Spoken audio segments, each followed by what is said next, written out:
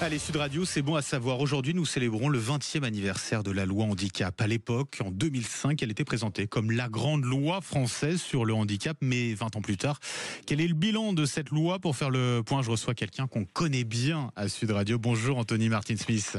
Bonjour Benjamin. Et merci d'être avec nous Anthony ce matin, parajudoka professionnel. On vous connaît bien sur Sud Radio puisque vous présentez l'émission Faut que ça change tous les samedis soirs sur Sud Radio de 20h30 à 21h. Alors on va rentrer un petit peu dans le détail, hein. Mais globalement, c'est quoi le bilan de cette loi sur le handicap? Il est plutôt bon ou pas aujourd'hui? Écoutez, en tout cas, fondamentalement, il a instauré des droits nécessaires aux personnes en situation de handicap. Il a reconnu que les personnes en situation de handicap devaient avoir une place dans la société et non plus être reléguées à une case. Maintenant, quand on reçoit les personnes qui sont concernées et impliquées, que ce soit elles-mêmes ou les proches aidants, eh bien, le bilan est en demi-teinte. D'ailleurs, le premier des objectifs, hein, Anthony, premier objectif de cette loi, c'était de rendre les espaces privés et publics accessibles à tous. On a l'impression que sur ce point, on en est quand même assez loin. C'est là où le bas blesse finalement, c'est que l'accessibilité est vraiment, comme vous venez de le dire, en demi-teinte. Et puis vous passiez l'extrait de Valérie Pécresse juste avant. Son bilan elle-même est assez critiqué par les personnes en situation de handicap qui vivent en Île-de-France. L'accessibilité, oui, clairement, le sujet est prégnant encore aujourd'hui. Il y a des efforts à formuler. Là où la loi a mieux fonctionné, je dirais, c'est peut-être sur la compensation, celle qui consiste à reconnaître que les personnes en situation de handicap ont le droit d'avoir des ressources pour pouvoir pallier à leurs besoins courants. La France, là-dessus, est championne du monde en montant de ressources, dirais-je. Donc ça a été vraiment le véritable apport qui s'est matérialisé très concrètement depuis. Effectivement, et puis notamment dans la reconnaissance des droits des personnes en situation de handicap, le fait d'essayer de centraliser aussi leurs besoins dans des maisons départementales, donc des espèces de guichets uniques où elles déposent leurs demandes. Ça, c'est une avancée. Et en même temps, le revers de la médaille, c'est que ça met beaucoup de temps là, à avoir un dossier totalement instruit, voire même, on a reçu une personne dans l'émission, Faut que ça change, qui, elle, en 19 ans, n'avait jamais obtenu la reconnaissance de ses droits. C'est incroyable, et pourquoi ça? Parce que l'administration, en fait... L'administration qui met du temps, quoi. Ouais.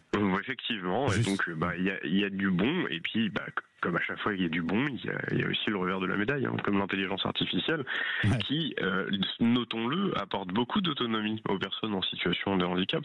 Maintenant, juste avec la voix, vous êtes capable de faire plein de choses, et quand vous êtes un tétraplégique, par exemple, et que vous n'avez pas l'usage de vos mains, eh bien, l'intelligence artificielle vous permet de faire tout un tas de choses qu'elle ne vous permettait pas de faire auparavant.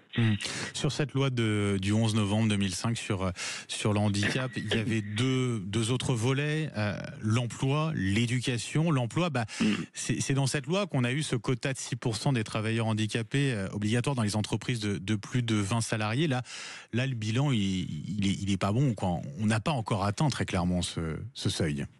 Non, et puis le sujet, effectivement, il est criant de tristes réalités. C'est que malgré le fait qu'on mette des quotas, bien on se rend compte qu'on n'y arrive pas. Mais pas parce que la société ne veut pas non plus faire son boulot au niveau des entreprises, mais aussi parce que malheureusement l'accès à l'éducation, lui, n'est pas totalement réussi.